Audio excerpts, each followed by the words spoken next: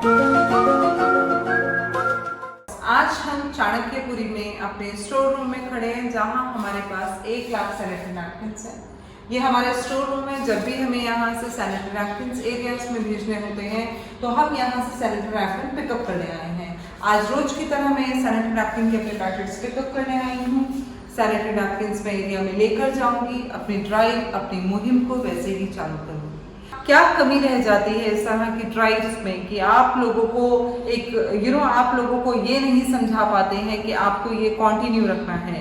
उस कंटिन्यू रखने के लिए इकोनॉमिकल बैकग्राउंड होना ज़रूरी है। क्या फैमिली सैनिटरी नैपकिन को अफोर्ड कर पा रही है? क्या वो लड़की, क्या वो महिला इसकी वैल्यू समझ पा रही है? क्या वो अपने पुराने मेथड पे वापस जाने में क्या उसका कोई हैबिचुअल चीज़ आ रही है कि वो सैनिटरी नैपकिन से कोप अप नहीं कर पा रही है? क्योंकि कल जब हमने वीडियो बनाया था अपना, तो जो महिला जिनसे हम बात कर रहे थे, जो हमारे साथ बात कर रही थी सैनिटरी नैपकिन पे, तो उन्होंने बहुत क्लियरली कहा था कि मुझे कपड़ा बहुत कंफर्टेबल लगता है। दोबारा हम उन महिलाओं को टच करेंगे, दोबारा उन महिलाओं से हम बात करेंगे, उन महिलाओं को हम कन्विंस करेंगे कि किस तरह से सैनिटरी नैपकिन उनके जीवन का एक अभिन्न हिस्सा है।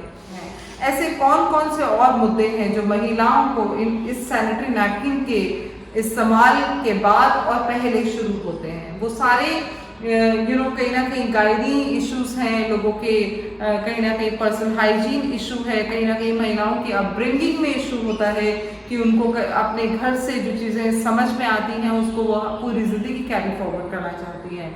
मेरा मानना ये है कि मैं सैनिटरी नैपकिन की ड्राइव को एक सक्सेसफुल ड्राइव में बदलूं और महिलाओं की सोच में बदलाव लेकर आऊं।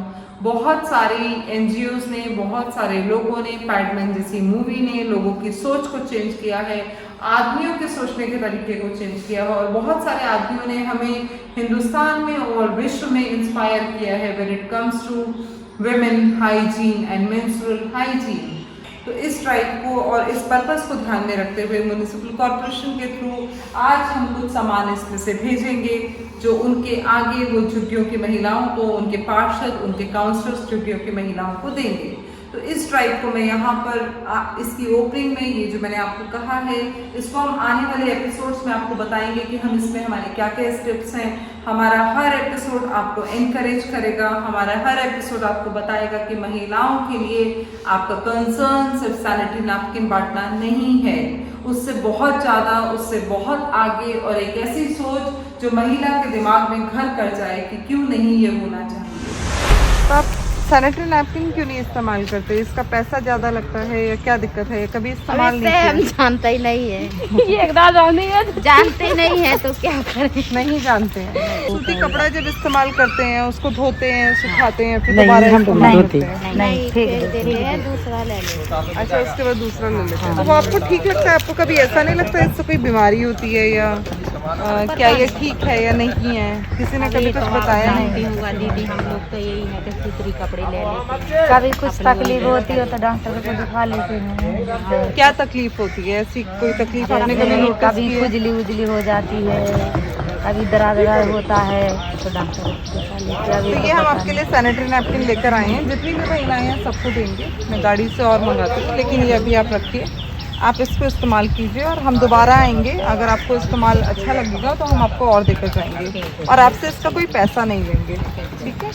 आपको फ्री में देंगे, लेकिन इसको इस्तेमाल कीजिए। कपड़ा बहुत हानिकारक है, ठीक है? और ये इस्तेमाल करेंगे तो आपको समझ में आएगा कि सैनिटरी नैपकिन क्यों हम बोल रहे हैं। और कपड़े के इस्तेमाल से बाहर निकलिए। अपने बच्चियों को भी कपड़े का इस्तेमाल नहीं कराइए। कपड़ा जो है वो खुजली करता है, काफ़ी सारी बीमारियां करता है, उससे कैंसर होता है। जैसे कई बार नई सूत्री का मिलता है मौका पर तो कोई सही का भी ले लेता है। सूत का कपड़ा नहीं है तो दूसरा कपड़ा खराब करेगा, आपको सिंथेटिक कपड़ा खराब करेगा। और आपके बच्चे जो हैं वो बड़े होकर उनको कोई कैंसर जैसी बीमारी हो, या उनका जब बच्चे वो जन्म देंगे तो उस समय भी दिक्कत होती है लड़कियों को। तो ये सब आपको ध्यान रखना है। ये बहुत कम पैसे का आता है। ये तो वैसे भी प्रधानमंत्री ने शुरू किया है। ये प्रधानमंत्री की जन औषधि दुकान पे मिलता है। 4 रुपये का सिर्फ 4 सैनिटरी नैपकिन का पैकेट है, 4 रुपये का।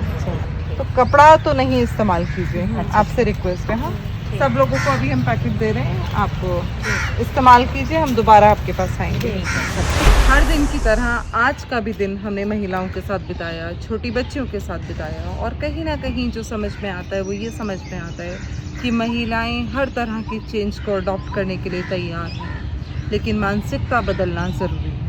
मानसिकता में ये डालना ज़रूरी है कि सैनिटरी नैपकिन क्यों ज़रूरी है, पर्सनल हाइजीन क्यों ज़रूरी है, मेंस्ट्रुअल हाइजीन क्यों ज़रूरी है, और क्यों ज़रूरी है किसी महिला का स्लम में जाना और उनसे बात करना। बार बार मेरी ड्राइव में एक ही बात मैं कहती हूँ कि अफोर्डेबिलिटी का मैटर नहीं है, ये चॉइस का मैटर है। महिलाओं को हिंदुस्तान में चॉइस देनी चाहिए, बहुत ही अफोर्डेबल है।